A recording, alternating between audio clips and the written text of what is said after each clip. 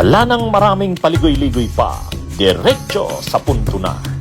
Maiksi lang ang komentaryo, pero diretso sa punto. Maraming kuro-kuro, may tiwali, may totoo. Dito, sa puntong diretso tayo.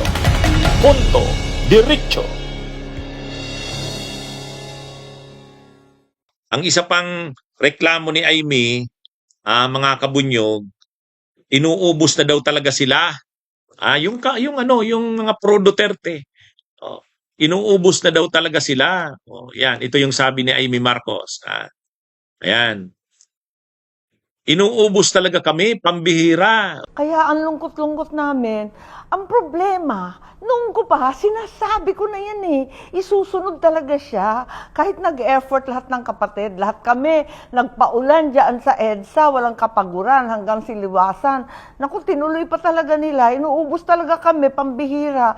Kahit walang katuturan, kahit hindi maintindihan, ano ba yung mga plunder na yan. Kawawa naman yung aming mga senador, si Senator Jinggoy, isa pa yun. Senator Bato, nasa na siya. Talaga naman, ano ba ang nais nila? May kota ba sa senador? Ganun ba talaga yun bago magsona? Oh, yun ang sinasabi niya. Walang magagawa eh. Kayo yung mga may kaso eh. Ang reklamo ni Amy, inuubos na daw talaga sila, pambihira. Unang-una, sige, isa-isahin natin. Bakit si Bato nagtatago? Kasi nung panahon ng administrasyon ni Digong, siya ang PNP chief at maraming pinapatay nung panahon ni Duterte. 35,000. Inabot ang napatay. Kaya ikinaso sila ni Digong, si Digong, si Bongo, saka si Bato, ikinaso sa ICC, Crimes Against Humanity. Kaninong kasalanan yun, Amy? Kasalanan yun ni Digong. Kasalanan yun ni Bongo. Hindi nila inisip na pagdating ng panahon, papanagutin nila sila sa krimen na yan. Ang akala nila, hindi sila mapapanagot. Oo, sa ating justice system, hindi. Kasi hawak nila ang mga pulis. Hawak nila ang pinaano nila yung mga ebidensya dito eh. Walang mga inayos nila dito ang mga na hindi sila malilitis dito sa Pilipinas. Pero mayroong International Criminal Court. Ano ang kaso ni Bongo? Ay ni Bato? Crimes against humanity. Kaya siya nagtatago. Gawa-gawa ba yung kaso na yan? Hindi. Kaya kung nagre-reklamo si Amy na inuubos daw yung mga kasamahan niya, kasalanan nila yan. Bakit may kaso si Marcoleta? Kasalanan niya rin. Siya ang nag-provide ng ebidensya sa sarili niya. Hindi naman planted yung ebidensya. Hindi naman tanim yung ebidensya. Siya ang nag-provide ng ebidensya sa sarili niya. Kahit nga si Panelo sabi, ay kasalanan ni Marcoleta eh. Inamin niya eh. Di ba? Di ba mga kabunyog, mga kababayan? Kaya yung si Jinggoy ay matibay ang ebidensya at mga testigo kay Jinggoy. Nung 2001 nakasuhan na kasi siya ng plunder. Nung 2016 nakasuhan na naman siya ng plunder. Hindi pa rin siya natututo eh. Hindi siya natututo. Kaninong kasalanan 'yon? Kaya yung sinasabi na yan ni Amy na inuubos daw sila, kaninong kasalanan? Gawa-gawa ba ang mga kaso sa kanila? Gawa-gawa ba? Hindi. Hindi. Si Mike Defensor, bakit may kaso? Kay Marcoleta eh. Binanggit ni Marcoleta na ang nagbigay sa kanya ng donation si Mike Defensor. Si Mike Defensor din, ganun din. Sabi niya, nagbigay ako ng donation. Pera ko naman yun eh. Hindi naman ako nang inaabang doon. Hindi naman yun ang issue eh. Kapag nagbigay ka ng gift sa isang public official, krimen yun. Bawal yun. May pakinabang ka man o wala. May kapalit man o wala. So, yan ay ang sisihin mo. Hindi gawa-gawa ang mga kaso nila. Hindi gawa-gawa yan. Ang kaso ni Bato ay crimes against humanity. Krimen nila yon ni Duterte nung panahon. Ang dami nilang pinapatay. Pinapanagot na sila ngayon. Gawa-gawa ba yung kaso na yon? Hindi. Si Marcoleta, ano ang kaso niya? Plunder. Sino ang nag-provide ng ebidensya? Siya mismo. Inamin niya. Bakit si Mike Defensor na damay? Ay ang private person na nagbigay ng pera, gift, donation sa public official, liable yan. At dahil more than 50 million, plunder. Oo, 'di ba? Eh, ang mahirap, ang masama diyan, yung mga ginawa ni Duterte nung panahon niya. Gawa-gawa yung mga kaso laban sa ABS-CBN. Sinong gumawa nun? Si Marcoleta at si Mike Defensor. Ah, kahit nagpaliwanag na ang ABS-CBN na nagbabayad naman sila ng tama, nagsisweldo naman sila ng tama, wala. Talagang pinasara ni Digong. Sinong nagmaniobra noon? Si Marcoleta at si Mike Defensor. Yun ang masama, yung gawa-gawang mga ebidensya.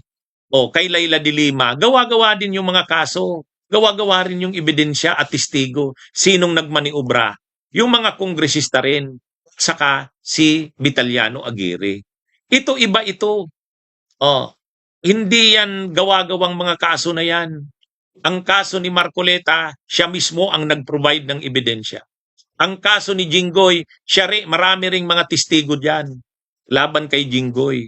May mga ebidensya, may mga testigo. Kaya, ano ang patunay niya na hindi gawa-gawa ang kaso? Ay mismo ng Sandigan Bayan, hindi dinismiss. Nag-motion si Marcoleta na i-defer muna ang pag-issue ng warrant of arrest. Hindi pinagbigyan ng Sandigan Bayan. Anong sabi ng Sandigan Bayan? May matibay na ebidensya, may probable cause. Oh, 'di ba? Kaya sa totoo lang, sabi ni Amy, inuubos na daw sila. Kaninong kasalanan? Oh, kasi kaninong kasalanan? Sa kanila. Si Kibuloy, bakit may kaso? Qualified human trafficking. Ang tagal nang ginagawa ni Kibuloy yan. Oh, ha? Si Harry Roque, bakit nagtatago doon sa Austria? Qualified human trafficking din, illegal na pugo. Oh, ha?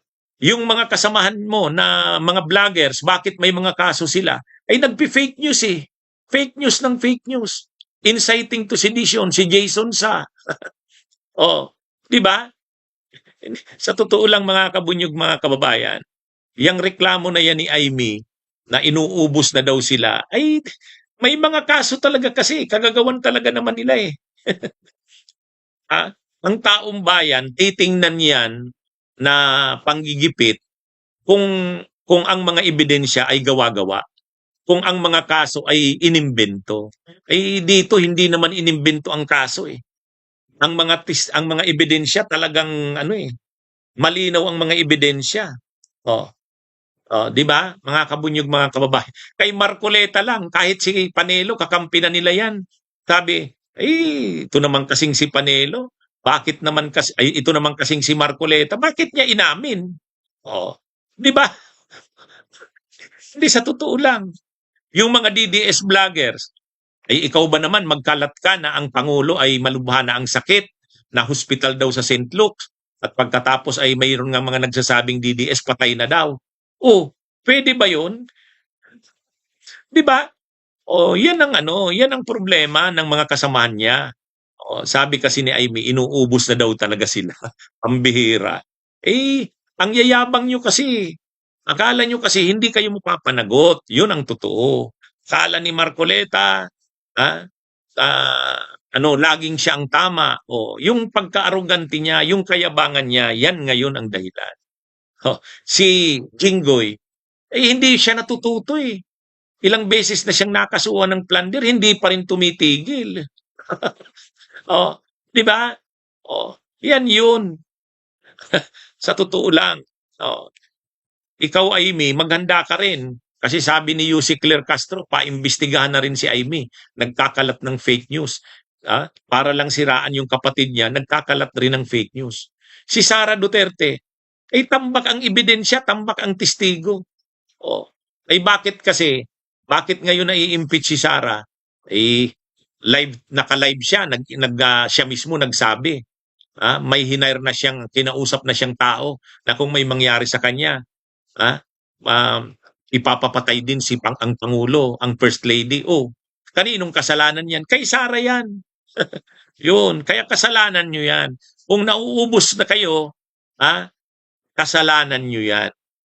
Hindi gawa-gawa ang mga kaso na yan. Hindi inimbento yan. Okay? Mga kabunyog, mga kababayan, magandang araw sa inyong lahat.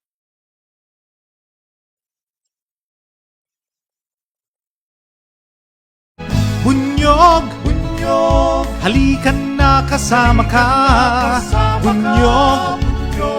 Kapag buklod ay may pag-asa, Luzon, Visayas, Mindanao, isa ang pananaw. Sa bagong Pilipinas ang bunyog isisigaw. Bunyog, bunyog.